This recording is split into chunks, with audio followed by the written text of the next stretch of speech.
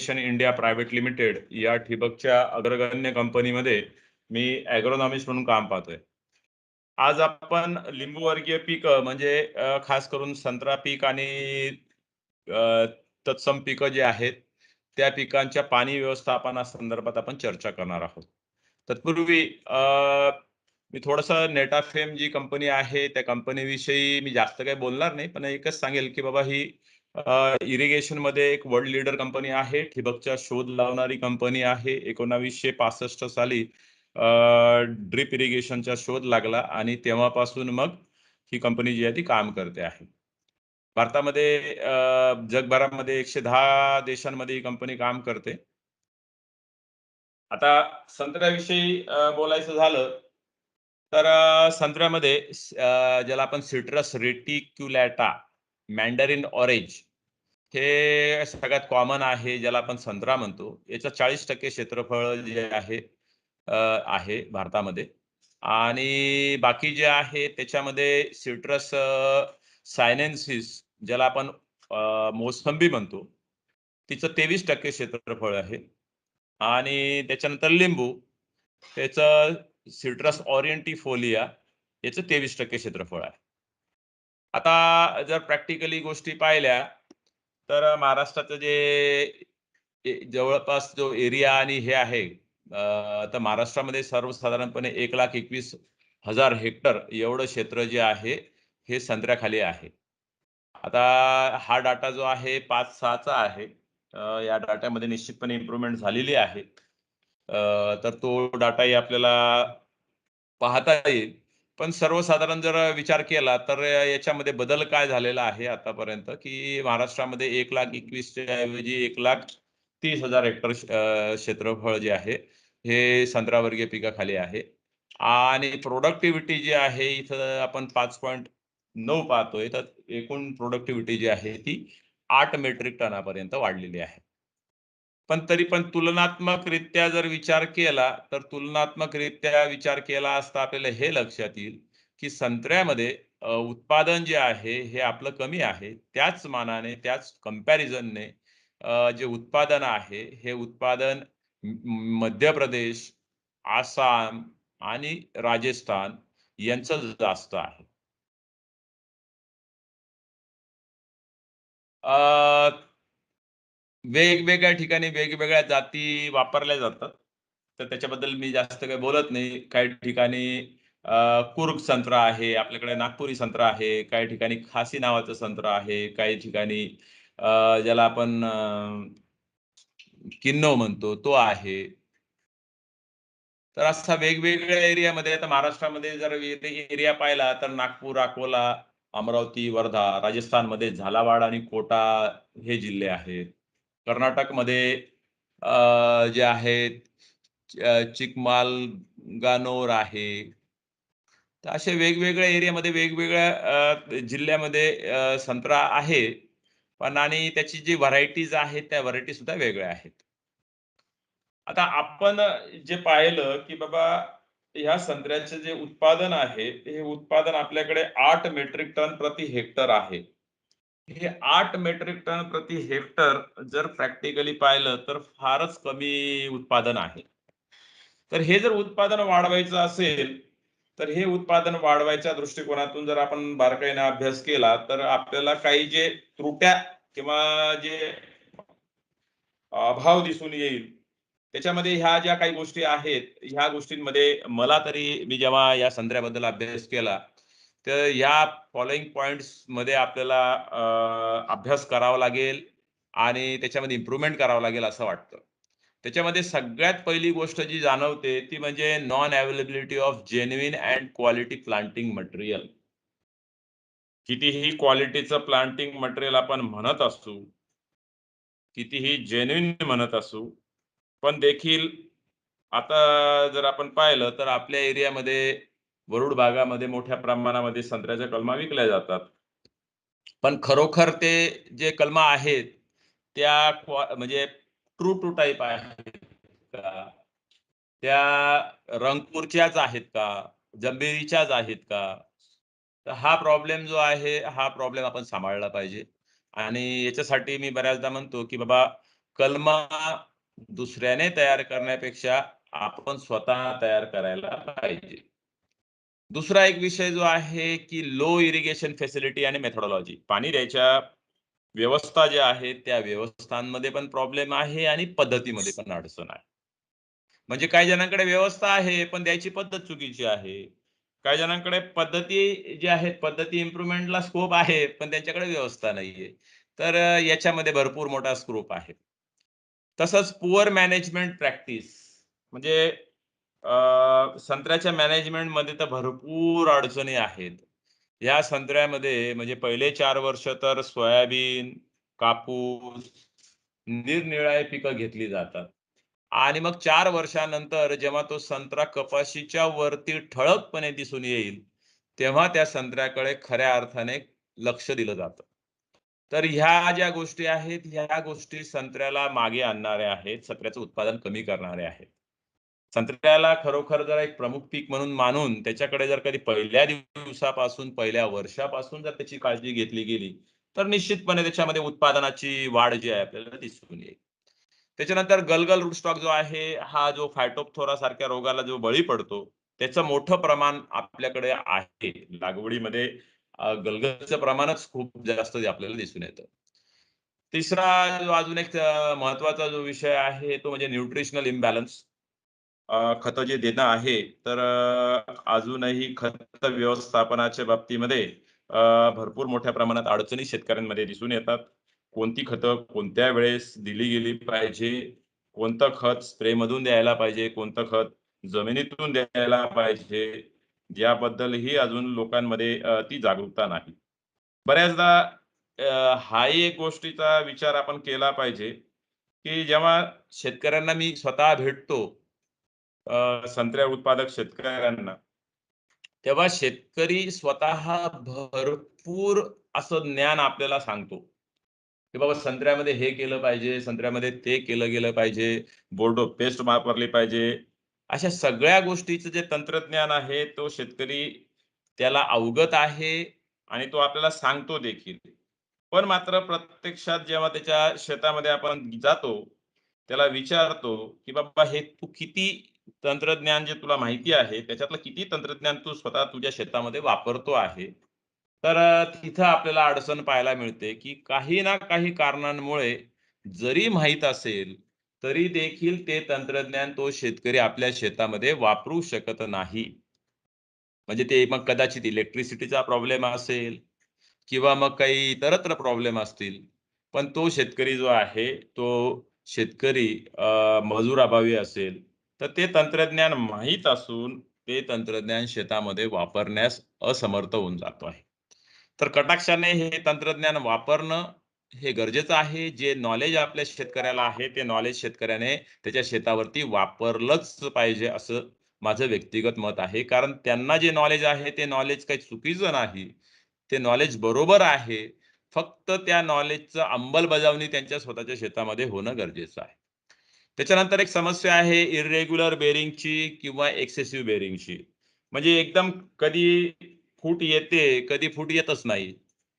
दुसरीकडे कधी फूट एकदम जास्त येते आणि दुसऱ्या वर्षी ते झाड मरून जातं. तर असंही प्रॉब्लेम आपल्या शेतकऱ्याच्या क्षेत्रामध्ये पाहायला मिळतो. त्याच्यानंतर पेस्ट एंड डिसीजचा प्रॉब्लेम आहे, फ्रूट ड्रॉपचा प्रॉब्लेम आहे, फायटोप्थोरा आहे, गमोसिस आहे. मी मगाशी म्हटल्याप्रमाणे डिसीज फ्री प्लांटिंग मटेरियलची अडचण आहे आणि सगळ्यात महत्त्वाची गोष्ट ती म्हणजे शेवटची, पण जरी शेवटची असली तरी ती फार महत्त्वाची आहे. ती म्हणजे market chain and processing. Market चेनच नाही तयार झाली आपल्याकडे. आपल्याकडे प्रोसेसिंगमध्ये अजून कामच नाहीये. आणि मग तो उत्साह जो संत्रा उत्पादकाला असायला पाहिजे, तो उत्साहच राहत नाही. थोडंसं काय लॉकडाऊन झालं, की संत्र्याचे भाव एकदम तळागाळाला पडले. तर ही जी परिस्थिती आहे, ही परिस्थिती फक्त मार्केट चेन आणि प्रोसेसिंगचा अभाव असल्यामुळे आहे. तर या सगळ्या गोष्टींमध्ये जर इम्प्रूव्हमेंट केली, तर निश्चितपणे शेतकऱ्यांचे उत्पादन वाढेल, शेतकऱ्याला पैसे पण संत्र्यातून चांगले मिळतील. तर या दृष्टीने विचार करणं हे गरजेचं आहे. आता संत्र्यामध्ये रंगपूर, जंबेरी आणि आता नवीन जो रूट स्टॉक आलेला आहे, नवीन म्हणणं आता चुकीचंच राहील. कारण 2012 साली तो विकसित झालेला आहे. तर 2012 साली अलिमो नावाचा रूट स्टॉक जो आहे, हा एन-आर-सी-सीने विकसित केलेला आहे. हे तिघं जे रूट स्टॉक आहेत, जंबेरी आहे, रंगपूर आहे, हे जे रूट स्टॉक आहेत, हे फायटोप्थोराला टॉलरंट आहेत, सहनशील आहेत आणि म्हणून हे रूट स्टॉकचा आग्रह कोणताही सायंटिस्ट किंवा कोणताही जो तज्ञ व्यक्ती आहे, तो शेतकऱ्याला सांगतो, की बाबा हेच तुम्ही रूट स्टॉक म्हणून वापरा. कारण ह्या रूट स्टॉकमध्ये फायटोप्थोराला किंवा गमोसिस असेल किंवा मर रोग असेल, या रोगाला प्रतिकार करायची क्षमता या रूट स्टॉकमुळे प्रदान होते. म्हणून हे रूट स्टॉक वापरले पाहिजे. कलमं स्वतः तयार कराव्यात या मताचा मी आहे. जर आपलं 5 एकराच्या वरती क्षेत्र असेल, तर निश्चितपणे स्वतःच कलम आपण तयार केली गेली पाहिजे. का दुसऱ्यावर डिपेंड असावं?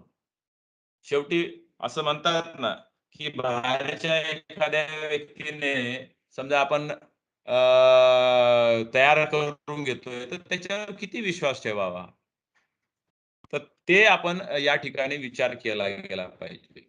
म्हणून स्वतः जर आपण आपल्याकडे सीड असेल, जंबेरीचं किंवा रंगपूरचं मदर सीड आपण बोलवून त्याचं जर रोपटं तयार केलं, त्याचं जर झाडं तयार केले, त्याच्या सीडमधून आपण त्याच्यावरनं आपण जर कधी बडिंग केलं, तर निश्चितपणे आपल्याला अतिशय खात्रीशीर स्वतःचीच रोपं तयार करू शकतो. आणि फार काही मोठं त्याच्यामध्ये फार मोठी टेक्नॉलॉजी नाहीये. आणि जर असंच डिफिकल्ट वाटत असेल, तर वरुड सारख्या एरियामधून एक 8-10 मजूर एक 4 दिवसासाठी, आठवड्याभरासाठी हायर करून बडिंग करून घेता येतं. त्याच्यासाठी काही फार वेगळं आपल्याला हे करायची गरज नाही. संत्र्या पिकामध्ये काही महत्त्वाच्या गोष्टी ज्या आहेत, त्या फिजिओलॉजिकली त्याच्या समजून घेतल्या पाहिजे. संत्रा हे जे पीक आहे, ह्याची फॅमिली जी आहे, ही रुटिएसी फॅमिली आहे आणि हे एव्हरग्रीन प्लांटमध्ये मोडतं.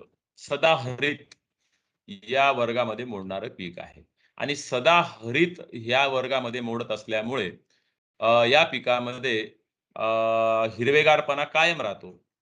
मग जर फ्रुटिंग आणायची असेल, तर फ्रुटिंग आणण्यासाठी या पिकाला आपल्याला ताण देणं किंवा स्ट्रेस देणं हे गरजेचं असतं. बहार ट्रीटमेंट ज्याला म्हणतो, ही बहार ट्रीटमेंट म्हणजे पाणी धरून ठेवण्याची ट्रीटमेंट ही अतिशय महत्त्वाची आहे.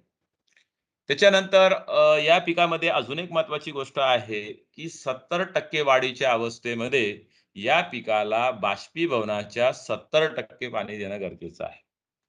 म्हणजे जर त्याची वाढ 70% झालेली असेल, त्याच्या फुल ग्रोनच्या ऐवजी जर 70% वाढ असेल, तर त्या अवस्थेमध्ये बाष्पीभवनाच्या 70% पाण्याची गरज आहे.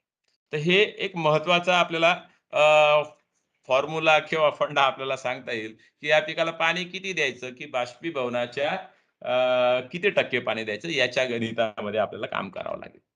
त्याच्यानंतर या पिकाचं जे उत्पादन आहे, हे उत्पादन मागच्या वर्षी आपण त्याचं नियोजन कसं केलेलं आहे, पाणी व्यवस्थापन कसं केलेलं आहे, खत व्यवस्थापन कसं केलेलं आहे, त्याच्यावर अवलंबून आहे.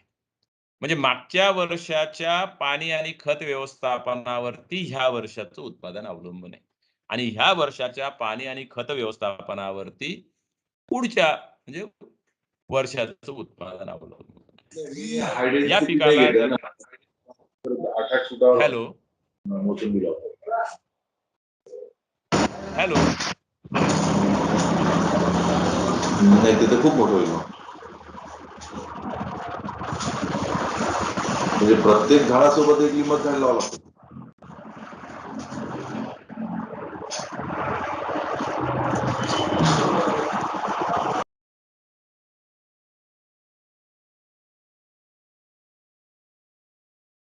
करायचं कंटिन्यू?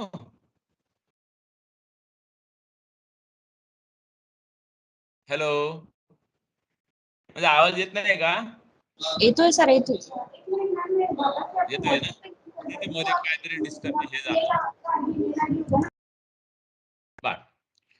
तर या पिकामध्ये एक काही महत्त्वाच्या गोष्टी ज्या आहेत, की जर अतिरिक्त ताण झाला, स्ट्रेस जर जास्त झाला, तर वाढ थांबते, पानगळ होते, फळगळ पण होते आणि बऱ्याचदा जे पूर्ण वाढलेली फळं जी आहेत, यांच्यामधला ज्यूस सुद्धा कमी होतो आणि त्याची क्वालिटी सुद्धा खराब होते. तर या दृष्टीने त्याचा ताण पण बसला नाही पाहिजे आणि अतिरिक्त पाणी पण नाही झालं पाहिजे. या दृष्टीने पाणी व्यवस्थापन करणं गरजेचं आहे. संत्र्याच्या बाबतीमध्ये एक गोष्ट जी आहे, की सॉइल सिलेक्शन हा सुद्धा एक महत्त्वाचा विषय आहे, की याच्यामध्ये संत्रा जो लागवड आहे, हे 5 ते 8 पी-एचच्या दरम्यानच्या जमिनीमध्ये केला गेला पाहिजे. काळ्या कसदार जमिनीमध्ये ड्रेनेज महत्त्वाचा आहे आणि काळ्या कसदार जमिनीमध्ये बेडवरती लागवड करणं हे अत्यंत गरजेचं आहे. तसं तर बेडवरती लागवड ही जर मध्यम आणि हलकी जरी जमीन असेल आणि बेडचा जर आपण वापर केला, तर तो निश्चितच चांगला राहतो. इलेक्ट्रिकल कंडक्टिव्हिटी हा निगेटिव्ह इफेक्ट करते. इलेक्ट्रिकल कंडक्टिव्हिटी ही 2च्या वरती नसायला हवी. जर 2च्या वरती इलेक्ट्रिकल कंडक्टिव्हिटी असेल आपल्या जमिनीमध्ये, तर निश्चितपणे आपण संत्रा तिथं टाळला पाहिजे. त्याच्यानंतर काही महत्त्वाच्या क्लायमेटच्या बाबी आहेत, त्या पण आपण विचारात धरल्या पाहिजे. त्या म्हणजे तापमान सर्वसाधारणपणे 23 ते 30 डिग्री सेल्सियस हे तापमान योग्य तापमान समजलं जातं. 38 डिग्री सेल्सियसच्या वरती तापमान आणि 12 डिग्री सेल्सियसच्या खाली तापमान हे या पिकाला फार हानिकारक आहे. बऱ्याचदा रूट डेव्हलपमेंट जी आहे ही 12 डिग्री सेल्सियसच्या खाली तापमान गेलं तर त्याच्यावरती मोठा वाईट परिणाम होतो. हवेचा देखील या पिकावरती मोठा परिणाम होतो आणि म्हणून विंड ब्रेकचा देखील वापर करणं हे संयुक्तिक ठरतं. अ, फळं वाढीच्या अवस्थेमध्ये आपण जर विचार केला, तर आपण सर्वसाधारणपणे 3 वर्षानंतर फळं घेऊ शकतो. 3 वर्षामध्ये म्हणजे 2.5व्या वर्षी म्हणजे 2-2.5व्या वर्षी आपण फ्रूट सेटिंग आपण घेऊ शकतो, फ्लॉवरिंग घेऊ शकतो आणि 3-3.5व्या वर्षी आपण हे काढू शकतो. तुला लय समजत नाही, तू पच मधात हात घालतेस, तुला लय समजते मजावून. तर हॅलो. सॉरी सर कंटिन्यू बाकीच्यांनी थोड़ा म्यूट मॅडम वरती ठेवा. जर काही विषय असेल, प्रश्न असेल, तर निश्चितपणे प्रश्न विचारण्यासाठी तुम्ही म्यूट अनम्यूट करून हे करू शकतात. त्याच्यानंतर आता इरिगेशनच्या बाबतीमध्ये सगळ्यात अगोदर चेक बेसिन मेथड ही वापरली जात होती, ज्याला आपण आळे पद्धत म्हणत होतो.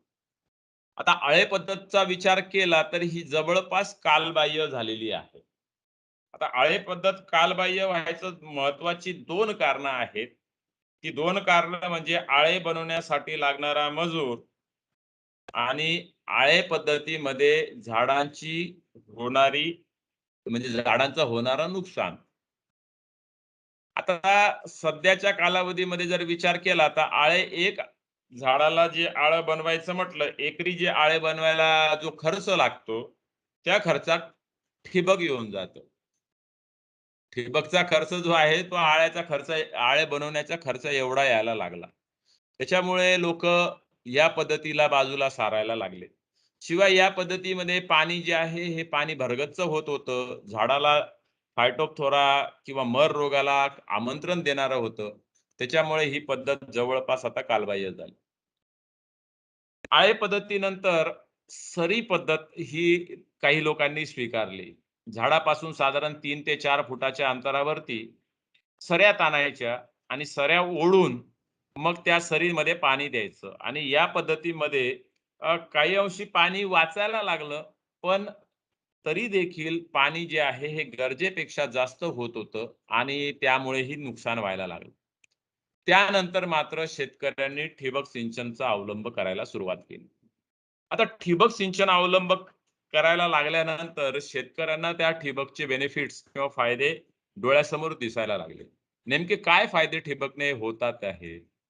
तर सगळ्यात पहिला बेनिफिट जो आहे, तो म्हणजे की पिकाच्या वाढीच्या वेगवेगळ्या ज्या अवस्था आहेत, त्याच्यावरती उत्कृष्ट नियंत्रण ठेवता यायला लागलं.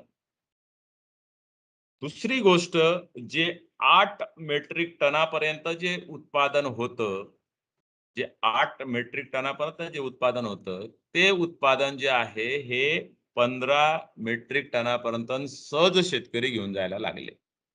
उत्पादनामध्ये फार मोठा डिफरन्स जो आहे तो सरळ पडायला लागला आणि ते पण 1 आणि 2 वर्षामध्ये ती गोष्ट लक्षात यायला लागली.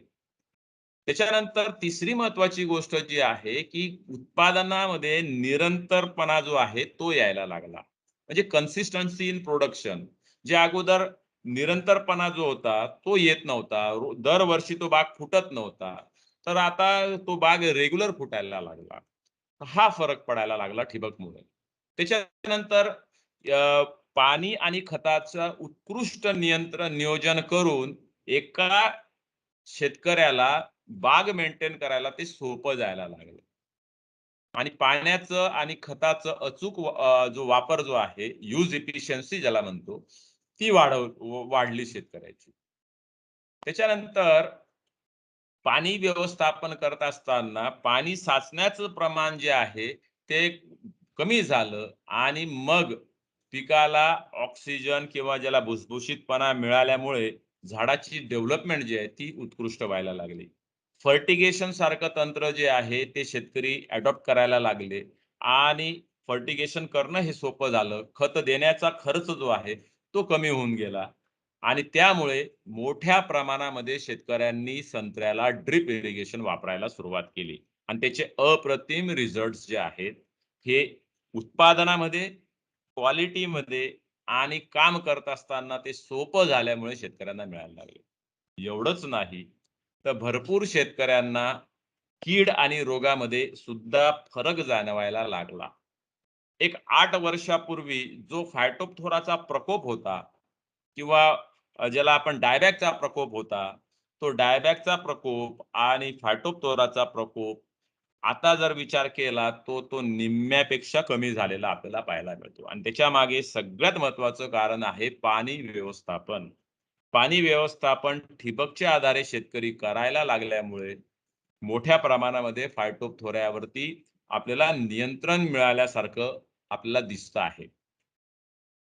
आणि सगळ्यात महत्त्वाची गोष्ट ठिबकचा बेनिफिट म्हणजे आपण एकाच वेळेस मोठं क्षेत्रफळ जे आहे हे इरिगेशन खाली आणू शकतो.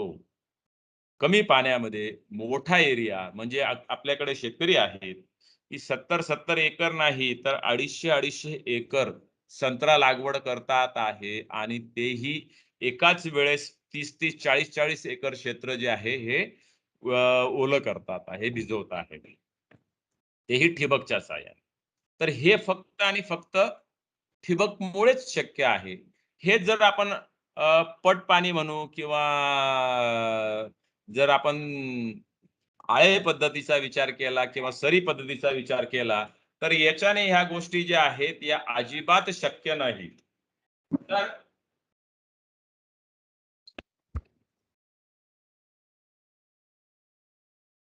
तर याच्याने ह्या गोष्टी अजिबात शक्य नाही आहेत. तर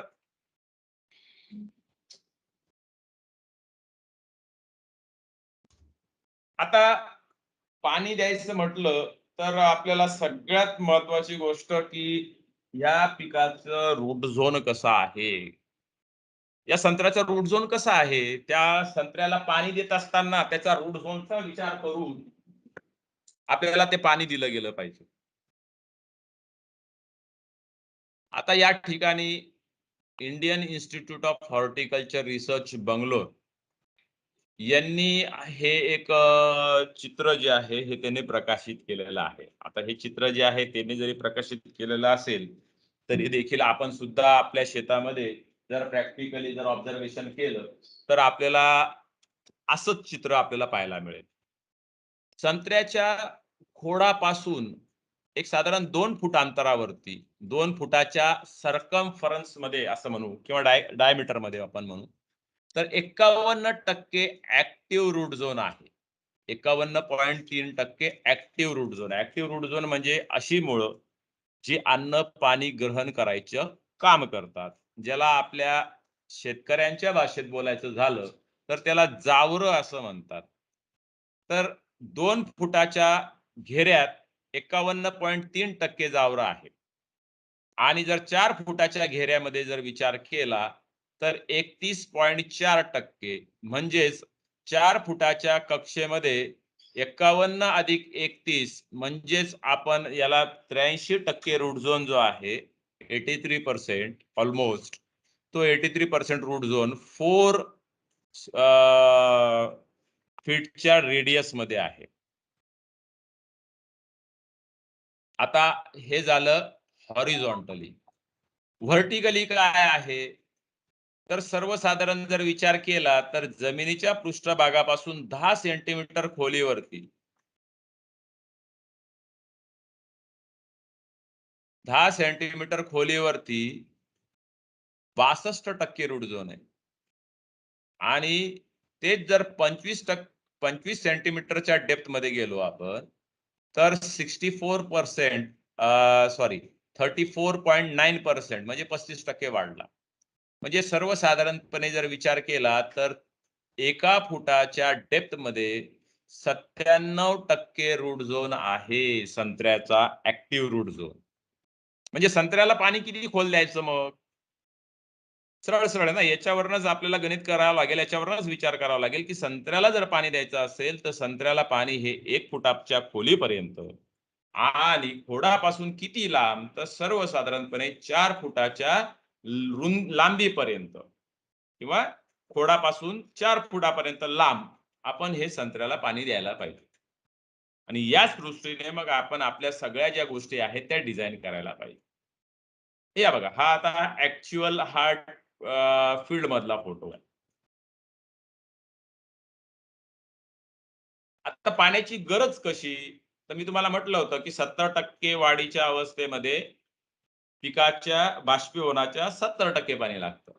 पहिल्या वर्षी सर्वसाधारणपणे 2 ड्रिपर एका झाडाला 8 लिटरचे असं 16 लिटरचा डिस्चार्ज प्रति तास प्रमाणे आपल्याला पीक वॉटर रिक्वायरमेंट उच्चतम पाण्याची गरज एका वर्षाच्या झाडाला ही मे जून मध्ये राहील ती आपल्याला 16 लिटर ते 20 लिटर असणार. एका वर्षाच्या झाडाला 16 ते 20 लिटर पाणी हायेस्ट लागणार आहे. 2 वर्षाचं झाड असेल तर 20 ते 30 लिटर पाणी हायेस्ट लागेल. 3 वर्षाचं झाड असेल तर 30 ते 40 लिटर पाणी हायेस्ट लागेल. आता हा एक विषय महत्वाचा आहे. हे हायेस्ट रिक्वायरमेंट आहे. आता 3 वर्षाचं झाड आहे आणि हायेस्ट वॉटर रिक्वायरमेंट आपण 40 लिटर कन्सिडर करतो आहे. पण जर हिवाळा असेल, नोव्हेंबरचा महिना असेल तर नोव्हेंबरच्या महिन्यामध्ये बाष्पीभवन किती असतं? तर बाष्पीभवन अगदी निम्म्याला येऊन टेकलेलं असतं. आपलं रेग्युलर मे मध्ये बाष्पीभवन जे असतं ते 12 मिलीमीटर प्रति दिवस असतं. तेच हिवाळ्यामध्ये 4 ते 5 मिलीमीटर. तर मग त्याच्या प्रमाणात आपल्याला पाणी देणं गरजेचं आहे. म्हणजे 3 वर्षाच्या झाडाला जर आपण नोव्हेंबर महिन्यामध्ये जर विचार केला तर कदाचित आपल्याला ते पाणी जे आहे हे 20 ते 25 लिटरच द्यावं लागेल. तर ह्या हिशोबाने आपण हे पीक वॉटर रिक्वायरमेंट आहे याच्यापेक्षा जास्त पाणी आपल्याला देण्याची गरज नाही. 4 वर्षाचं झाड असेल तर 40 ते 50 लिटर. 5 वर्षाचं झाड असेल तर 50 ते 60 लिटर. 6 वर्षाचं असेल तर 60 ते 70 लिटर. 7 वर्षाचं असेल तर 80 ते 90 लिटर. आणि 8 वर्षानंतर आपण हायेस्ट वॉटर रिक्वायरमेंट 120 लिटर प्रति झाड आपण पकडतो. आता सुरुवातीला ऑनलाईन ड्रिपचा जर आपण विचार केला, ऑनलाईन ड्रिप म्हणजे नळीच्या वरतून ड्रिपर जे आपण टोचतो. त्याच्यामध्ये बटन ड्रिपर असतात किंवा इतर ड्रिपर असतील, वरतून टोचणारे ड्रिपर, ऑनलाईन ड्रिपर. याच्यामध्ये 1 ते 3 वर्षापर्यंत आपण झाडाच्या दोघं बाजूला 1-1 फुटाच्या अंतरावरती 8-8 लिटरचे 2 ड्रिपर देतो आणि या पद्धतीने ओलीत करतो. 3 वर्षानंतर आपल्याला झाडाच्या दोघं बाजूला ड्रिपर देणं गरजेचं आहे. 2 ड्रिप लाईन वापरणं गरजेचं आहे. आणि 2 ड्रिप लाईन वापरून एका ड्रिप लाईन वरती 4 ड्रिपर इकडनं 4 ड्रिपर इकडनं असे 8 ड्रिपर वापरायचे आहेत. या पद्धतीने ओलीत केलं गेलं पाहिजे. आता एक गोष्ट जी आवर्जून या ठिकाणी मला सांगावीशी वाटते की जर आपण ऑनलाईन ड्रिपर वापरत असू तर ज्या ठिकाणी ड्रिपर आहे तिथं रूट झोन जो आहे असा पुंजक्यात डेव्हलप होतो, बंचेस मध्ये डेव्हलप होतो. ठीक आहे नाही, जिथं ड्रिपर आहे तिथं असा पुंजक्यात रूट झोन डेव्हलप होतो. याच ऐवजी जर आपण इनलाईन वापरली, इनलाईन म्हणजे आता ही एक इनलाईन आहे एरिज ड्रिपर आहे याच्यामध्ये. हा जो एरिज ड्रिपर आहे हा म्हणजे पूर्ण मोठा लांबीचा फिल्टर असलेला ड्रिपर आहे. यामध्ये टर्बोनेक्स टेक्नॉलॉजी आहे. चपटा फ्लॅट ड्रिपर आहे आणि 2012 साली नेटाफेमने विकसित केलेला हा सगळ्यात एक्सलंट ड्रिपर आहे. याच्यामध्ये जो पाणी वाहून न्यायचा मार्ग जो आहे रुंद, खोलगट आणि कमी लांबीचा आहे. त्याच्यामुळे हा सगळ्यात एक्सलंट आणि चोकिंगला सगळ्यात कमी बळी पडणारा ड्रिपर असा मानला जातो. तर हा जो ड्रिपर आहे, हा ड्रिपर असलेली नळी आपण वापरू शकतो इनलाईनमध्ये किंवा चढ उताराची जमीन असेल तर त्या ठिकाणी प्रेशर कॉम्पेन्सेटेड ड्रिपर आपण वापरू शकतो. ज्या ठिकाणी आपल्याला जास्त लांब जायचं आहे तिथं सुद्धा आपल्याला प्रेशर कॉम्पेन्सेटेड नळी वापरता येते. या ड्रिपरमध्ये म्हणजे एक डायफ्रॅम असतो आणि ह्या डायफ्रॅममुळे चढ उताराची जमीन जरी असेल तरी देखील तो दाब नियंत्रित करू शकतो. त्याच्यामुळे सगळीकडे सारखं पाणी वाटतो आणि त्याच्यामुळे चढ उताराच्या जमिनीमध्ये सगळ्या ठिकाणी सारखं पाणी मिळायला मदत मिळते. आता स्ट्रीमलाईन एक्स नावाचा ही ड्रिपर आलेला आहे, ज्यामध्ये पतल्या नळ्या आहेत, नळी पातळ आहे. पण पातळ जरी नळी असेल तरी याला संरक्षण शिरा असणारा पृष्ठभाग आहे. त्याच्यामुळे संरक्षण अटकाव मिळतो, नळी टिकते. तर अशी ही स्ट्रीमलाईन एक्स नावाची नळी जी आहे, ही नॉन सबसिडी सेगमेंटमध्ये आता बाजारामध्ये अवेलेबल आहे. तर या नळीचा देखील आपण वापर करू शकतो. आता काही अल्पभूधारक शेतकरी आहेत ज्यांच्याकडे सबसिडी ज्यांनी अवेल केलेली आहे, आता सबसिडी अवेल होऊ शकत नाही.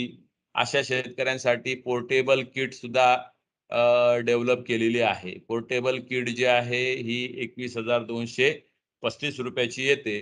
तर ही 5 फुटावरती 5 याच्यावरती 5 फुटावरती याच्यामध्ये आउटलेट कनेक्शन्स रेडीमेड आहेत. तर त्या पद्धतीने आपल्याला वापरता येईल. तर इनलाईनमध्ये जे वापरायचं आहे, तर इनलाईनमध्ये सुरुवातीला आपण सिंगल नळी आपण प्रति तास देतो. एका तासाला सिंगल नळी आणि 3 वर्षानंतर आपण एका तासाला जे आहे झाडाचे जे तास आहे त्याच्या दोघं बाजूला आपण झाडाच्या दोघं बाजूने आपण नळी देतो आणि ते झाडाला दोघं बाजूने देत असताना झाडाच्या साधारणपणे 2.5 ते 3 फुटावरती उजव्या बाजूने आणि 2.5 ते 3 फुटावरती डाव्या बाजूने असं ड्रिप लाईन जी आहे ती आपण देतो आणि यामध्ये काय आहे तर कंटिन्युअस वेटिंग पॅटर्न किंवा युनिफॉर्म वेटिंग स्ट्रिप तयार होते. आता इनलाईन मध्ये हा सगळ्यात महत्वाचा फायदा आहे की कंटिन्युअस वेटिंग पॅटर्न मिळाल्यामुळे रूट झोन जो आहे हा असा घनदाट तयार होतो आणि कंटिन्युअस वेटिंग स्ट्रिप मिळते. तर या पद्धतीने सुरुवातीला झाडाच्या खोडापासून 2.5 ते 3 फुटावरती उजवीकडे, 2.5 ते 3 फुटावरती डावीकडे अशी डबल ड्रिप लाईनचा वापर करणं हे गरजेचं आहे. डबल ड्रिप लाईन का वापरली गेली पाहिजे? सगळ्यात महत्वाची गोष्ट की more coverage of root area. सगळ्यात जास्त रूट एरिया कव्हर होतो. मुळांची संख्या जेवढी जास्त कव्हर होईल तेवढं एक्सलंट इरिगेशन आणि फर्टिगेशन होईल. कॉन्सन्ट्रेटेड रूट झोन डेव्हलप होण्यामध्ये मदत मिळते. उभं पाणी कमी खोल जाऊन पाणी आडवं पसरायला मदत मिळते. त्याच्यानंतर कमी कालावधीमध्ये प्रॉपर इरिगेशन होतं. अन्नद्रव्य व्यवस्थित देणं शक्य होतं. झाडाला चांगला आधार मिळतो दोघं बाजूने पाणी दिल्या गेल्यामुळे. त्याच्यानंतर कॉन्सन्ट्रेटेड रूट झोन डेव्हलप होतो आणि बहार ट्रीटमेंट जी आहे किंवा ताण मोकळा करण्यासाठी आपल्याला फर्स्ट इरिगेशन जेव्हा देतो तेव्हा आपण सहजपणे दोघं बाजूला ड्रिप लाईन जी आहे त्याच्या पद्धतीने आपण करू शकतो. आता पाणी देत असताना पाणी किती द्यायला पाहिजे? पाण्याची गरज काय? आपल्या संत्र्याची पाण्याची गरज काय आहे? हे जर ओळखायचं असेल तर त्याचं गणित जे आहे हे बाष्पीभवनावरती अवलंबून आहे. पिकाची पाण्याची गरज ही जी आहे ही बाष्पीभवन गुणिले पीक गुणांक आहे. पिकाची पाण्याची गरज ही म्हणजे बाष्पीभवन गुणिले पीक गुणांक. मग जर बाष्पीभवन 4 मिलीमीटर असेल, पीक गुणांक जर 0.5 असेल तर मग आपल्याला पाणी देत असताना हे 8,000 लिटर प्रति दिवसाला पाणी द्यावं लागेल. कारण 4 गुणिले 0.5 म्हणजे किती झालं? 2 मिलीमीटर. 2 मिलीमीटर प्रति दिवस पाणी द्यायचं. 2 मिलीमीटर पाणी म्हणजे किती? आता हे हे गणित सगळ्यांना माहीत असणं गरजेचं आहे. एक ॲग्रीकल्चरचे आपण कार्यकर्ते आहोत आणि ॲग्रीकल्चरच्या कार्यकर्त्यांना आपल्याला हे गणित तर 100% आलीच पाहिजे. 1 मिलीमीटर पाऊस पडला म्हणजे एकरी किती लिटर पाणी आलं एका एकरामध्ये? 2 मिलीमीटरचा पाऊस पडला म्हणजे एका एकरामध्ये किती लिटर पाणी आलं? आणि 2 मिलीमीटरचं मग बाष्पीभवन झालं, तर एका एकरातून किती लिटर पाणी उडून गेलं? याची गणितं आपल्याला जमली पाहिजे, आलीच पाहिजे. आणि त्याच्यासाठी एक सिंपल लक्षात ठेवा, 1 मिलीमीटर बरोबर एकरी 4000 लिटर पाणी. 1 मिलीमीटर बरोबर एकरी 4000 लिटर पाणी. आणि जर हेक्टरी बोलायचं असेल, तर 1 मिलीमीटर बरोबर हेक्टरी 10,000 लिटर पाणी. मग ते पाऊस असो का बाष्पीभवन असो. मग या ठिकाणी आपण बाष्पीभवनाचा विचार करतो आहे, की बाबा बाष्पीभवन 4 मिलीमीटर झालं, पीक गुणांक 0.5 होता आणि त्यानुसार 2 मिलीमीटर प्रति दिवस पाण्याची गरज आहे. म्हणजे मग आपलं एकरभर क्षेत्र असेल, तर एकराच्या दृष्टीने आपल्याला गुणिले 4000 म्हणजे 8000 लिटर पाणी द्यावं लागेल. मग 8000 लिटर पाणी द्यायचं आहे. हे तर एक गोष्ट फायनल झाली. 8000 लिटर पाणी द्यायचंय. पाणी 8000 लिटर देण्यासाठी सिस्टीम किती वेळ चालवायची? तर सिस्टीम किती वेळ चालवायची यासाठी आपल्याला आपल्या सिस्टीमचा फ्लो माहिती असला पाहिजे. Irrigation rate. मग तो इरिगेशन रेट काढण्यासाठी तोटीतील प्रवाह दर म्हणजे किती ड्रिपरचा डिस्चार्ज आहे, त्या 2 नळीतलं ड्रिपरचं अंतर किती आहे आणि त्या 2 ड्रिपरचं अंतर किती आहे, याच्यावरनं इरिगेशन रेट आपण कॅल्क्युलेट करू शकतो.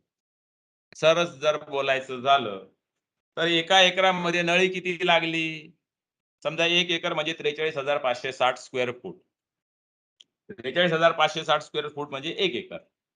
आता 5 फुटावर जर कधी आपण ड्रिप लाईन टाकत असू, तर 5 फुटावरती किती होईल? 43,560 भागिले 5 म्हणजे 8,712 फूट नळी लागली. 43,560 भागिले 8 किती येतं? 43,560 भागिले 8 सॉरी भागिले 5 तर 8,712 आहे. बरोबर आहे? हॅलो? हां. तर आता 43,000 1 एकरला जर 5 फुटावरती नळी टाकत असू, तर नळीची संख्या किती आली? 8,712 फूट नळी लागणार.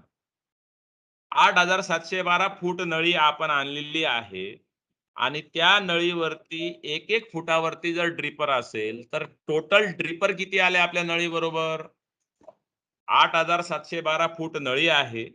एका फुटावर ड्रिपर आहे. म्हणजे 8,712 ड्रिपर आले. एका फुटावर 1 असल्यामुळे. आता 8,712 ड्रिपर आहे आणि 8,712 ड्रिपर या ड्रिपरचा डिस्चार्ज जर 2 लिटर असेल, तर 8,712 ड्रिपर गुणिले 2 बरोबर टोटल ड्रिपरचा डिस्चार्ज झाला. म्हणजे 17,424 लिटर प्रति तास आपली सिस्टीम पाणी टाकते आहे. बरोबर आहे. आता 8,000 लिटर पाणी द्यायचं असेल, तर किती वेळ चालवायचं? 20,000 लिटर पाणी द्यायचं असेल, तर किती वेळ चालवायचं? याचं गणित मग आपण आता सहजपणे करू शकतो.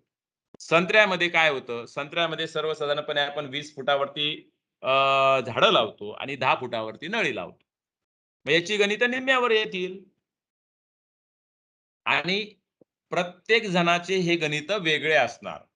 पाण्याची गरज भलेही सारखी असेल, बाष्पीभवनामुळे आणि लागवडीच्या कालावधीमुळे. पण प्रत्येकाचं ड्रिप सारखं नाही. एका जणाचं ड्रिप जे आहे ते 1.25 फुटावरती 4 लिटरच्या डिस्चार्जचं आहे. दुसऱ्याचं 1 फुटावरती 1 लिटरचं आहे. काही जणांचं 50 सेंटीमीटर वरती 3 लिटरचं आहे. तर आपल्याला आपली गणितं करावं लागतील मग.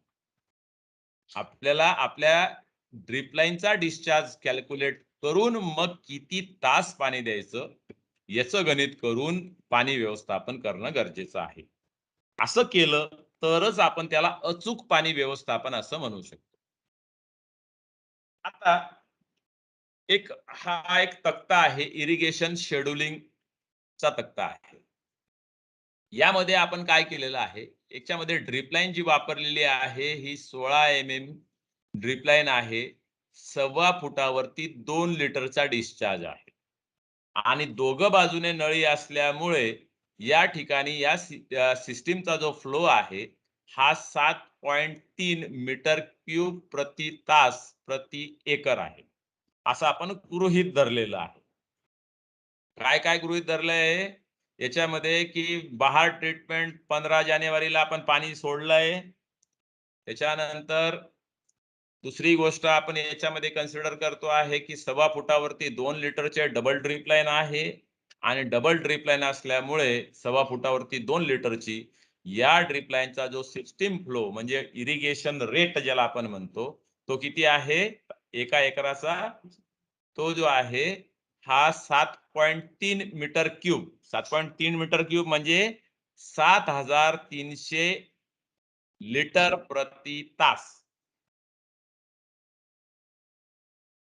आता पहिल्या आठवड्यामध्ये म्हणजे आता जानेवारीच्या पहिल्या आठवड्यामध्ये फ्लॉवरिंगच्या दरम्यान आपल्याला पाणी किती द्यायचं आहे?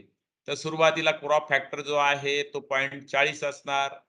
बाष्पीभवन जे आहे हे जानेवारी महिना असल्यामुळे 4.50 मिलीमीटर प्रति दिवस असणार आहे. त्याच्यामुळे मिलीमीटर प्रति दिवस पाण्याची गरज ही 1.80 मिलीमीटर असणार आहे. 1.80 मिलीमीटर पाणी आपल्याला द्यायचं आहे, तर मीटर क्यूब मध्ये आपल्याला त्याची गरज किती झाली? 7.28 झाली.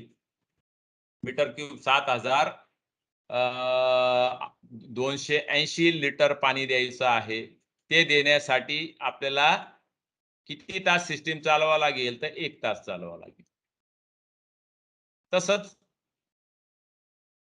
7व्या आठवड्यातलं, 11व्या आठवड्यातलं, 20व्या आठवड्यातलं हळूहळू जसं ई-पॅन वाढत जाईल. ई-पॅन म्हणजे बाष्पीभवन. तर बाष्पीभवन जसं जसं वाढत जाईल तसं तसं पाण्याची गरज ही देखील वाढत जाणार आणि मग पाण्याची गरज 1 तास वरून 3 तास 3.5 तासापर्यंत देखील जाणार है ना.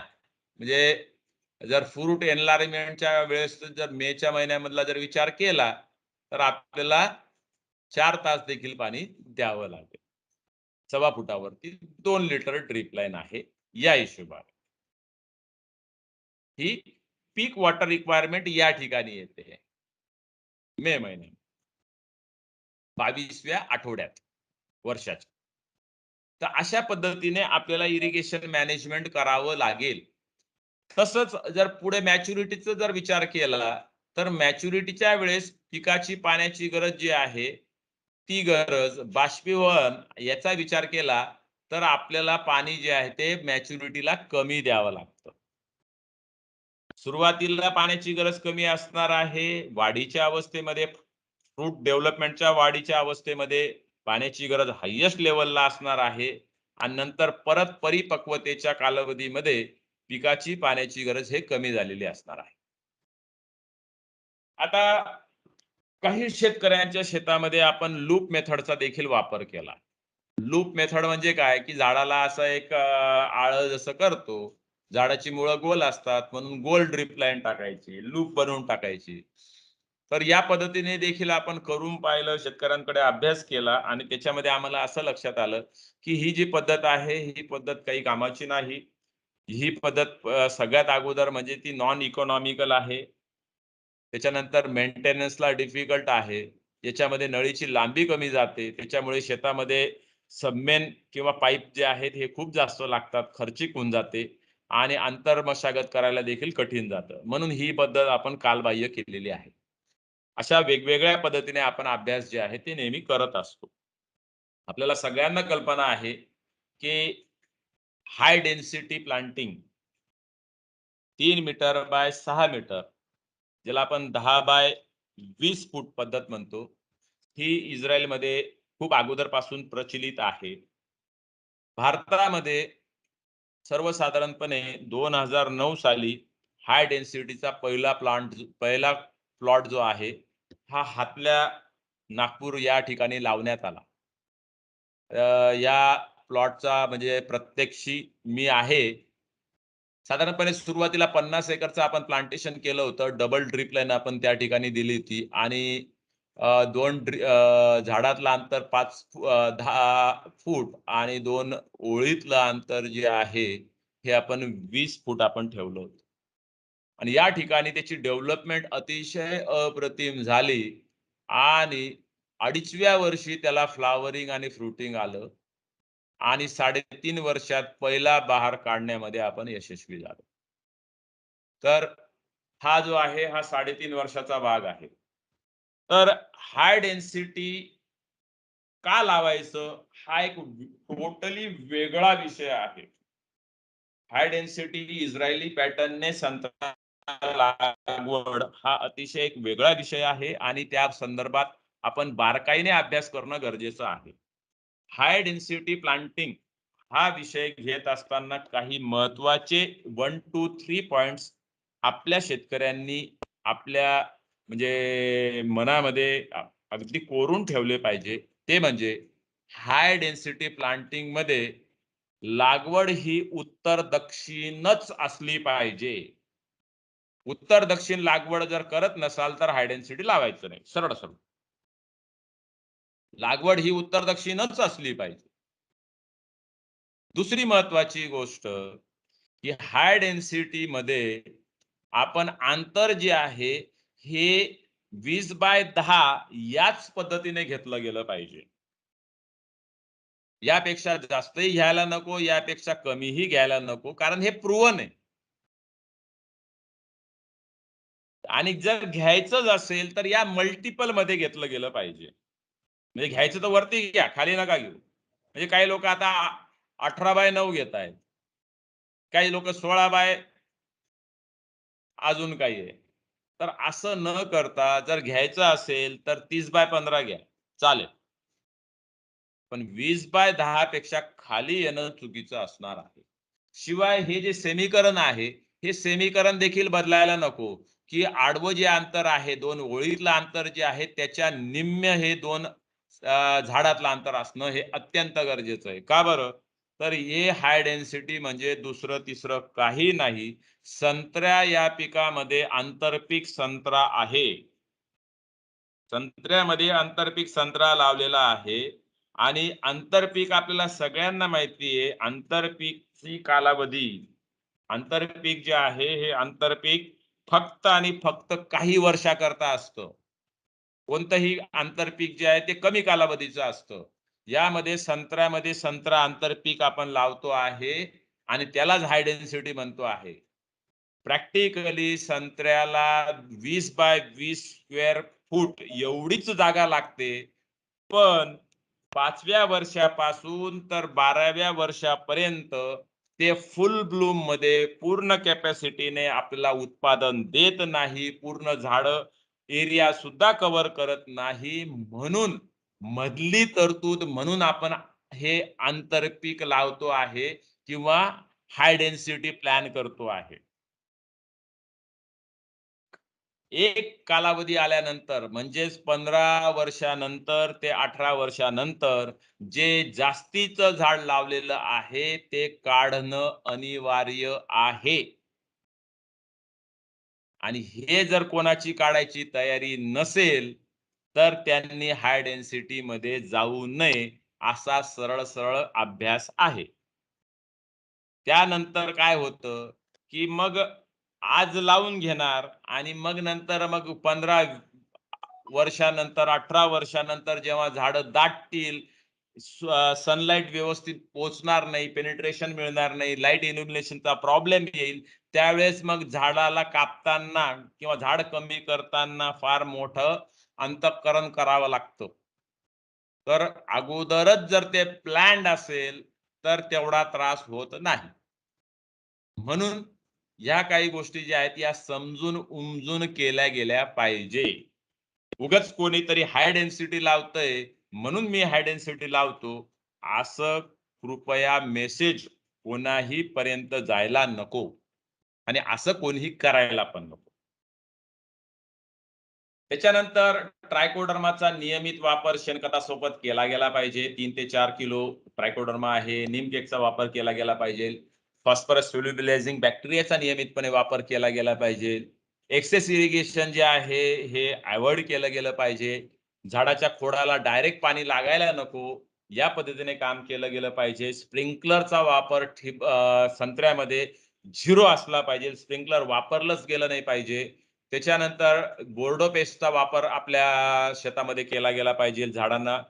त्याच्यानंतर ग्रीन मॅरोनिक क्रॉप्स जे आहेत हे वाढवली पाहिजे म्हणजे तणकटचा त्रास होत नाही.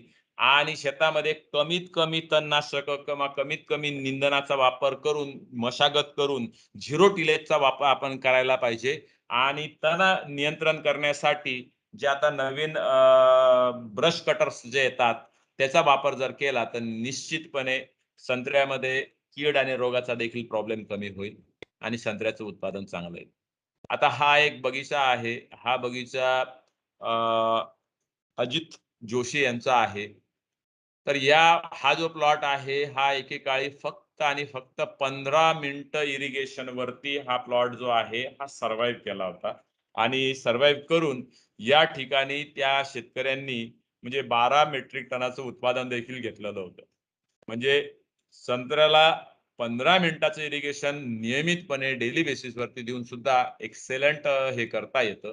याचं हे उदाहरण आहे. त्याच्यानंतर वॉटर शूट्स जे आहेत हे वॉटर शूट्स व्यवस्थित टॅकल केले गेले पाहिजे. डेन्सिटी संत्र्यामध्ये टॉपिंग कधीही करू नये. शेंडा कधीही मारायचा नाही. नियमितपणे संत्र्या बागेची जी आहे ही छाटणी जी करणं गरजेचं आहे. सूर्यप्रकाश जो आहे हा व्यवस्थित झाडांमध्ये पोहोचला पाहिजे या दृष्टीने काम करणं गरजेचं आहे. तर हे होतं ड्रिप इरिगेशन संदर्भात आणि इरिगेशन मॅनेजमेंट संदर्भात. यानंतर आपली सगळ्यांची इच्छा असेल तर फर्टिगेशन या विषयावरती सुद्धा आपण चर्चा करू. आपली तयारी आहे का?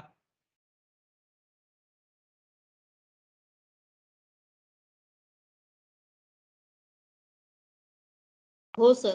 नाही तयारी आहे? हो सर. ओके, मग आपण थोडा वेळ फर्टिगेशन या टेक्नॉलॉजी संदर्भात आपण त्याच्यावरती पण देऊ. बरोबर आहे. फर्टिगेशन टेक्नॉलॉजी जी आहे हा सुद्धा एक इम्पॉर्टंट विषय आहे आणि तो आपल्या ऍग्रीकल्चरच्या प्रत्येक व्यक्तीला माहित असणं गरजेचं आहे. तर फर्टिगेशन मध्ये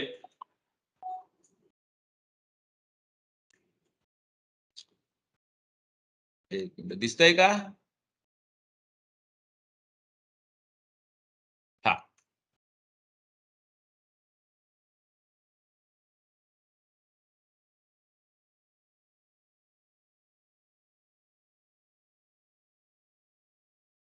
दिसतंय? हॅलो, कोणीतरी एकाने रिस्पॉन्ड करा. स्लाइड दिसते का? हो सर. हो सर दिसतंय. Okay okay okay. तर बघा फर्टिगेशन मध्ये आपण फर्टिगेशन कशाला म्हणतो की फर्टिलायझेशन म्हणजे खत देणे आणि पाणी देणे हे सोबत जर आपण करत असू तर त्याला फर्टिगेशन असं म्हणतात. तर फर्टिगेशन का करायचं? तर आपण फर्टिगेशन का करायचं तर फर्टिगेशन मध्ये आपण सगळ्यात पहिल्यांदा क्रिया काय करतोय की डायरेक्ट रूट झोन जो आहे या रूट झोनला आपण ड्रिप इरिगेशनच्या माध्यमातून जसं आपण पाणी डायरेक्ट रूट झोनला देतो तसंच या रूट झोनच्या म्हणजे जे पाणी देतो त्या पाण्याच्या प्रत्येक थेंबाबरोबर खताचा अंश जो आहे तो डायरेक्ट रूट झोनला गेला पाहिजे या मागचं हे टार्गेट आहे. फर्टिगेशन का केलं गेलं पाहिजे? फर्टिगेशन करण्यामागचं सगळ्यात बेसिक गोष्ट जी आहे ती म्हणजे की आपण ड्रिप इरिगेशन सारखं तंत्रज्ञान जेव्हा वापरतो तेव्हा आपण पूर्ण जमीन किंवा आपली टोटल 100% सॉइल एरिया जो आहे तो आपण कधीच ओला करत नाही. आपण आपल्या एकूण जमिनीच्या फक्त आणि फक्त 30% क्षेत्रच ओलं करतो. जेवढा बेड बनवला असेल, जेवढा गादी बाफा असेल, तेवढंच जागा ओली करतो. आणि मग तेवढ्याच जागेमध्ये आपण जर खत दिलं तर ते बेनिफिशियल आहे. जर पूर्ण एरियामध्ये जर आपण फर्टिलायझर जर दिले, तर ते फर्टिलायझर जे आहे ते 70% असेच वाया जाणार आहेत. त्याच्यामुळे आपली खतं जी आहेत, आपली खतं जिथं आपलं ड्रीप आहे, जिथं आपला ओलावा चालला आहे, तिथंच आपलं खत गेलं पाहिजे. या दृष्टीने फर्टिगेशनचं महत्त्व जास्त होऊन जातं. दुसरी एक गोष्ट जी आहे, जी तामिळनाडू ॲग्रीकल्चर युनिव्हर्सिटीने अभ्यासली होती, की तामिळनाडू ॲग्रीकल्चर युनिव्हर्सिटीने या 3 ट्रीटमेंटचा अभ्यास केला. त्यांनी 3 गोष्टीचा अभ्यास केला. त्यामध्ये सॉइल ॲप्लिकेशन ऑफ NPK, त्याच्यानंतर ड्रिप मधून पाणी आणि ड्रिप मधून पाणी देत असताना वरतून सॉइल ॲप्लिकेशन ऑफ NPK. आणि तिसऱ्या केसमध्ये ड्रिप मधूनच पाणी आणि ड्रिप मधूनच खत. याचा अभ्यास केल्यानंतर त्यांचे जे निकष आले ते असे आले, की नत्रयुक्त खतं जे आहेत, हे जर आपण वरतून टाकले आणि वरतून पाणी दिलं, तर 30 ते 50% उचलले जातात. तेच जर ड्रिप मधून पाणी दिलं आणि वरतून खतं जर दिले नत्रयुक्त, तर 65% नत्र उचलला जातो त्याच्यातला. आणि ड्रिप मधून फर्टिगेशन जर केले, तर 95% नायट्रोजन हा उचलला जातो. म्हणजे फर्टिलायझर यूज इफिशियन्सी, नत्रयुक्त खताची जी उपभोक्ता आहे, ही 95% पर्यंत चालली जाते. स्फुरदाच्या बाबतीमध्ये 20, 30 आणि 45. म्हणजे जिथं 20% स्फुरद उपलब्ध होत होता, तो 45% पर्यंत उपलब्ध व्हायला लागतो, जर आपण ड्रिप मधून देत असू तर. आणि तोच जर पोटॅशच्या बाबतीत विचार केला, तर जो पोटॅश 50% उपलब्ध होत होता, तो 80% उचलला. आता स्वाभाविकपणे तुमच्या मनामध्ये हा प्रश्न आला असेल, की नत्र 95% उचलला जातो, स्फुरद आणि पालाश का बरं 95 किंवा त्याच्या दरम्यान उचलला जात नाही? तर एक महत्वाची गोष्ट, फॉस्फरस आणि पोटॅशियम हे जे अन्नद्रव्य आहेत, हे जमिनीमध्ये फिक्स होतात. म्हणून ते पूर्णपणे कधीही अवेलेबल होत नाही. ते कालांतराने अवेलेबल होतात. त्याच्यामुळे ते आपण या ठिकाणी गृहीत धरू शकत नाही. आता ही जी गणितं आहेत, या गणितामध्ये एक गोष्ट तर लक्षात आली, की 95% जे खत आपण देतो आहे, ते उचललं जात आहे, अगोदरपेक्षा जास्त उचललं जातं. असं का झालं? तर त्याचाही तामिळनाडू ॲग्रीकल्चर युनिव्हर्सिटीने अभ्यास केलेला आहे. त्याच्यामध्ये ते असं म्हणतात, की सुरुवातीला पहिल्या केसमध्ये जिथं आपण वरतून पाणी देतो आहे, फ्लडिंग करतो आहे आणि वरतून सॉइल ॲप्लिकेशन मधून खतं देतो आहे, त्याच्यामध्ये लीचिंग लॉसेस खूप जास्त होतात. सेकंड केसमध्ये आपण ड्रिप टाकलेलं आहे. ड्रिप लाईन मधून पाणी देतो आहे. पण खतं जर वरतून देत असू. हॅलो?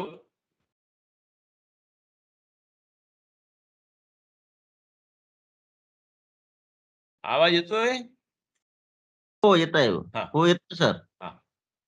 सेकंड केसमध्ये काय झालं, की सेकंड केसमध्ये आपण ड्रिप मधून तर पाणी देतोय. पण खत मात्र मुठीने वरतून दिलं. आणि ते मुठीने वरतून दिल्यामुळे ते एकाच ठिकाणी राहिलं आणि ते लोकलाइज झालं.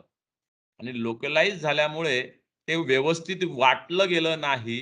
त्याच्यामुळे त्याची उचल जी आहे, ही कुठेतरी 60-65% झाली. पण ड्रिप मधून पाण्यामध्ये पाण्याच्या प्रत्येक थेंबामध्ये खताचा अंश असल्यामुळे ते युनिफॉर्मली डिस्ट्रीब्यूट होतं आणि जिथं-जिथं पाणी जातं, तिथं-तिथं रूट झोन डेव्हलप झालेला आहे आणि प्रत्येक रूट झोन जवळ आपला पाण्याबरोबर खतं चाललं. त्याच्यामुळे पाण्याची उपलब्धता, खताची उपलब्धता योग्य प्रमाणात झाल्यामुळे 95% पर्यंत फर्टिलायझर यूज इफिशियन्सी वाढते आणि म्हणून आपण फर्टिगेशन करायला पाहिजे. म्हणजे दिलेलं खत जास्त प्रमाणात लागू होतं, पहिली गोष्ट. दुसरं, आपण खतं देत असताना खतं कमी पण करता येतात. खताची मात्रा म्हणजे कमी खतामध्ये जास्त इफेक्ट आपल्याला मिळू शकतो. काय फॅक्टर्स जे आहेत, काय फॅक्टर्स आपण हे केले गेले पाहिजे, विचारात धरले पाहिजे. कोणत्या गोष्टी विचारात धरल्या पाहिजे खतं देत असताना, फर्टिगेशन करत असताना? तर सगळ्यात पहिली गोष्ट आहे न्यूट्रिएंट अपटेक. न्यूट्रिएंट अपटेक म्हणजे काय, की बाबा 1 टन संत्रा उत्पादन काढण्यासाठी किती अन्नद्रव्य ते झाड उचलते जमिनीतून. त्याचा विचार आपण केला गेला पाहिजे फर्टिगेशन तयार करत असताना किंवा फर्टिलायझर देत असताना. दुसरी गोष्ट म्हणजे झाडाची गरज किती आहे उत्पादन घेण्यासाठी. दुसरी गोष्ट सॉइल एनालिसिस काय म्हणतं, जमिनीत काय अन्नद्रव्य आहे. त्याच्यानंतर जमिनीत अन्नद्रव्य आहेत, पण त्याची अवेलेबिलिटी कशी आहे, अवेलेबल न्यूट्रिएंट कसे आहेत. त्याच्यानंतर plant density, crop growth phase, targeted yield approach या गोष्टींचा विचार करावा लागेल. आणि सगळ्यात महत्वाची आणि सगळ्यात शेवटची गोष्ट म्हणजे आपण कोणतं मीडियम वापरणार आहे, खत कोणतं फर्टिलायझर वापरणार आहे ते न्यूट्रिएंट सप्लाय करण्याकरता. समजा जर युरिया वापरत असू तर युरियामध्ये नायट्रोजन कंटेंट किती आहे आणि मग ते किती वापरावं लागेल. या दृष्टीने म्हणजे फर्टिगेशन शेड्यूल आपण तयार करतो. अजून एक महत्वाची गोष्ट फर्टिगेशनच्या दृष्टिकोनातून, की फर्टिगेशन करत असताना फर्टिलायझर टँकचा कोणीही वापर करू नये. फर्टिलायझर टँक ही कालबाह्य टेक्नॉलॉजी आहे आता. का बरं? कारण फर्टिलायझर टँकमध्ये काय होतं, की आपण काय करायचं फर्टिलायझर टँकमध्ये, की या टँकचं झाकण उघडायचो, त्याच्यामध्ये खतं टाकून द्यायचो. खतं टाकल्यानंतर झाकण बंद करायचो. एका बाजूने जे आहे, एका बाजूने पाणी आपण त्या टँकमध्ये पास करायचो आणि दुसऱ्या बाजूने खताचं पाणी जे आहे ते सिस्टीममध्ये इंजेक्ट करायचो. आता या केसमध्ये काय होतं, की पहिल्या 5 ते 10 मिनिटात यामध्ये खताचं जे पाणी आहे ते निघून जातं आणि नंतर नुसतं पाणी चालतं. म्हणजे सुरुवातीला हाय कॉन्सन्ट्रेशनचं फर्टिलायझर सोल्युशन जातं आणि नंतर लो कॉन्सन्ट्रेशनचं फर्टिलायझर सोल्युशन जायला सुरुवात होते आणि नंतर अजून हळू कमी होतं. प्रॅक्टिकली खत तेवढीच जाणार. 5 किलो खत टाकलं, 5 किलो खत सिस्टीम मधून आपल्या झाडांना तर मिळून जाईल. पण हे खत सारखं वाटलं गेलं का? प्रपोर्शनेटली गेलं का? तर नाही. कारण सुरुवातीला हाय कॉन्सन्ट्रेशन नंतर लो कॉन्सन्ट्रेशन. आता सुरुवातीला हाय कॉन्सन्ट्रेशनचं खत चाललंय. आता एक 4 स्लाइड अगोदर आपण रूट झोन पाहिला होता झाडाचा. सुरुवातीला पहिल्या 10 सेंटीमीटर मध्ये 62% रूट झोन. त्यांच्यानंतर पुढच्या 15 सेंटीमीटर मध्ये 34% रूट झोन. म्हणजे सुरुवातीला जे खताचं पाणी येईल ते वरती थांबेल का खाली जाईल. सुरुवातीला आलेलं पाणी खाली जाणार. म्हणजे हाय कॉन्सन्ट्रेशनचं फर्टिलायझर सोल्युशन जे आहे हे खाली चाललं जाईल जिथं 34% पेक्षा कमी मुळं आहेत आणि नंतर आलेलं नुसतं पाणी जे आहे ते वरच्या थरात राहील जिथं कमी तीव्रता आहे खताची. म्हणजे जिथं जास्त मुळं आहेत तिथं लो कॉन्सन्ट्रेशनचं फर्टिलायझर चाललं आणि जिथं कमी मुळं आहेत तिथं जास्त कॉन्सन्ट्रेशनचं फर्टिलायझर चाललंय. कुठेतरी ते इम्बॅलन्स होत आहे आणि म्हणून खताची टाकी वापरणं हे संयुक्तिक नाही, योग्य नाही. शिवाय या टाकीच्या माध्यमातून आपल्याला ऍसिड ट्रीटमेंट किंवा ऍसिडिक खतं जे आहेत ते सुद्धा देणं अवघड होऊन जातं. याऐवजी जर व्हेंचुरीचा वापर केला, याला व्हेंचुरीला आपण फर्टिलायझर इंजेक्टर असं पण म्हणतो.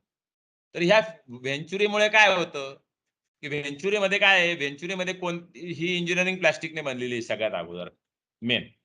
याच्यामध्ये आपण काय करतो, एक खताचं द्रावणाचा एक टाकी जी आहे, प्लास्टिकच्या टाकीमध्ये एक फर्टिलायझर सोल्युशन तयार करून घेतो. व्हेंचुरीचा फुटबॉल या टाकीमध्ये टाकतो आणि थ्रॉटल वॉलच्या साहाय्याने आपण एका स्पेसिफिक रेटने हे फर्टिलायझर सोल्युशन कॉन्स्टंटली आपल्या सिस्टीम मध्ये पुश करतो. याच्यामुळे काय झालं, याच्यामुळे आपलं खत जे आहे हे प्रपोर्शनेटली जायला लागलं. पीपीएम मध्ये खत देतो आपण आणि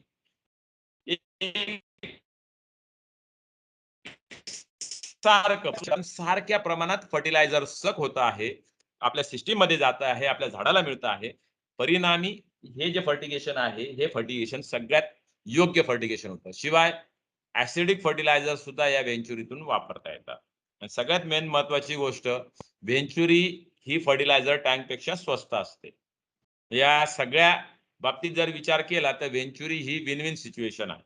म्हणून व्हेंचुरीचाच वापर करायला पाहिजे. कोणती खतं वापरली गेली पाहिजे, हा एक महत्वाचा विषय आहे. फर्टिगेशनसाठी कोणती खतं वापरली गेली पाहिजे. या ठिकाणी स्पष्ट दिलेलं आहे, जी खतं पाण्यामध्ये पूर्णपणे विरघळतात ती ठिबकमधून चालतात. जी पाण्यात पूर्णपणे विरघळत नाही ती ठिबकमधून देऊ नये. मग खतांचा विचार करत असताना बेसिकली आपण अन्नद्रव्यांचा विचार करायला पाहिजे. कारण खतापेक्षा महत्वाचे अन्नद्रव्य आहेत. बेसिक अन्नद्रव्य कार्बन, नायट्रोजन, ऑक्सिजन. त्याच्यानंतर सेकंडरी मॅक्रो न्यूट्रिएंट जे आहेत, प्रायमरी न्यूट्रिएंट्स ज्याला आपण म्हणतो, ते आहे नत्र, स्फुरद आणि पालाश. यांना आम्ही किलो आणि क्विंटल मध्ये लागणारे अन्नद्रव्य म्हणतो. त्याच्यानंतर कॅल्शियम, मॅग्नेशियम आणि सल्फर हे ग्रॅम आणि मिलीग्रॅम मध्ये लागणारे अन्नद्रव्य. आणि त्याच्यानंतर मायक्रो न्यूट्रिएंट आहेत, ते मिलीग्रॅम आणि ग्रॅम मध्ये लागणारे अन्नद्रव्य. त्याच्यामध्ये फेरस आहे, झिंक आहे, बोरॉन आहे, मॉलिब्डॅनम आहे, मॅंगनीज आहे, क्लोरीन आहे. तर ही सगळी अन्नद्रव्ये आपल्याला ठिबकमधून देता येतात. त्यामध्ये एकच गोष्ट महत्वाची आहे, की जे अन्नद्रव्ये आपण देणार आहे ती अन्नद्रव्ये देत असताना जी पाण्यात पूर्णपणे विरघळतात ती आपण ठिबकमधून द्यायला पाहिजे. आता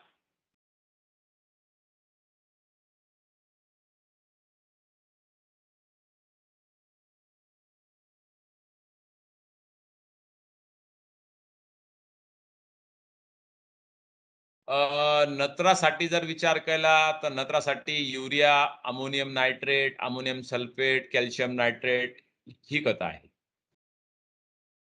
फॉस्फरस साठी जर विचार केला तर 1261, 052, 34 आणि फॉस्फरिक ऍसिड आहे. आणि पोटॅश साठी जर विचार केला तर एमओपी ज्याला आपण केसीएल म्हणतो, त्याच्यानंतर पोटॅशियम नायट्रेट 13045 किंवा 46 ज्याला आपण म्हणतो ते आहे, किंवा K2SO4 पोटॅशियम सल्फेट किंवा सल्फेट ऑफ पोटॅश 0050 म्हणतो ते आहे. त्याच्यानंतर मायक्रो न्यूट्रिएंट आपण ठिबक मधून देऊ शकतो, 19 देऊ शकतो, 20 झिरो देऊ शकतो. जे पाण्यात पूर्णपणे विरघळतात ती सगळी खतं आपण ठिबक मधून देऊ शकतो. कॅल्शियम साठी कॅल्शियम नायट्रेट, मॅग्नेशियम साठी मॅग्नेशियम सल्फेट आणि सल्फर साठी मात्र सगळ्यांनी एक गोष्ट लक्षात घ्या, सल्फर हा एकमेव अन्नद्रव्य असा आहे किंवा खत असं आहे की ते आपल्या बाजारामध्ये वेटेबल पावडर म्हणून मिळतं. आणि ते वेटेबल पावडर सल्फर जो आहे हा ठिबक मधून सेपरेट कधी देऊ नये. सल्फर द्यायचा असेल तर तो सुटा सल्फर कधी देऊ नये. सल्फर द्यायचा असेल तर तो संयुक्तिक स्वरूपात दिला गेला पाहिजे. म्हणजे काय, की सल्फर द्यायचा असेल तर अमोनियम सल्फेट मधून द्या, झिंक सल्फेट मधून द्या, मॅग्नेशियम सल्फेट मधून द्या, सल्फेट ऑफ पोटॅश म्हणून द्या.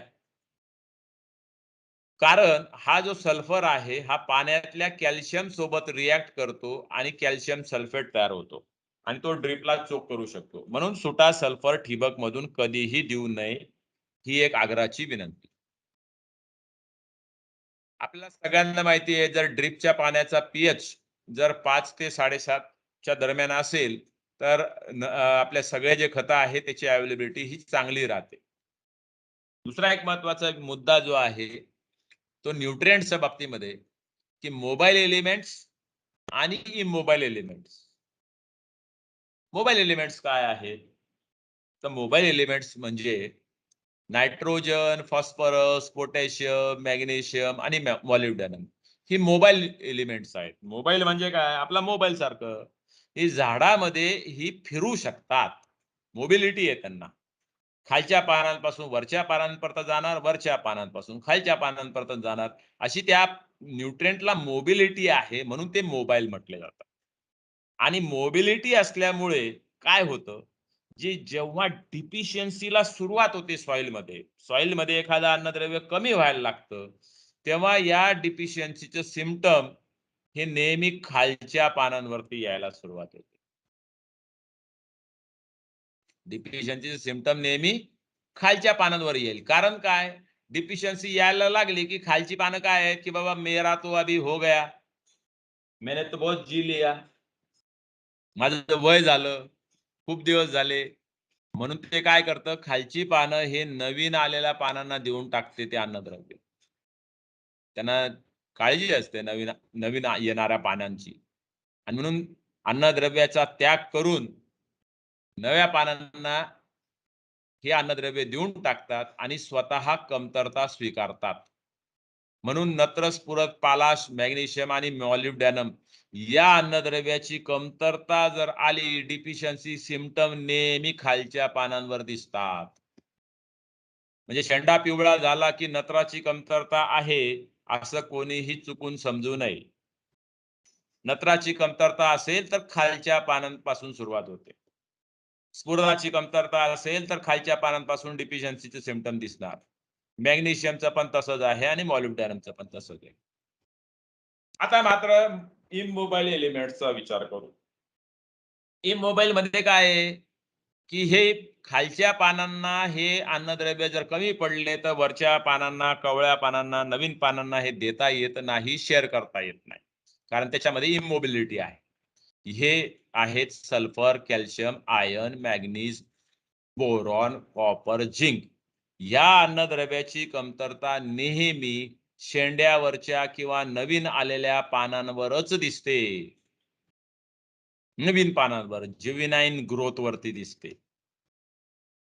आणि मग जर अशा अन्नद्रव्यांची कमतरता घालवण्याच्या दृष्टीने जर आपण स्प्रे वापरत असू, फवारणी करत असू, तर ती फवारणी करणं हे काही अंशी चुकीचं ठरेल. का चुकीचं ठरेल? कारण ही इमोबाईल अन्नद्रव्य आहेत. त्या स्प्रेच्या वेळेस त्या झाडांवरती जी पालवी होती, जी पानं होती, त्याच पानांची अन्नद्रव्याची कमतरता दूर होईल.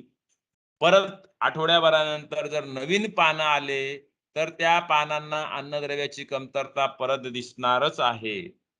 म्हणून sulphur, calcium, iron, manganese, boron, copper, zinc यांची जर अन्नद्रव्याची जर कमतरता आपल्याला दिसत असेल तर ती घालवण्याच्या दृष्टीने जमिनीतून सॉइल ऍप्लिकेशन मधूनच ती डिफिशियन्सी आपण घालवली पाहिजे.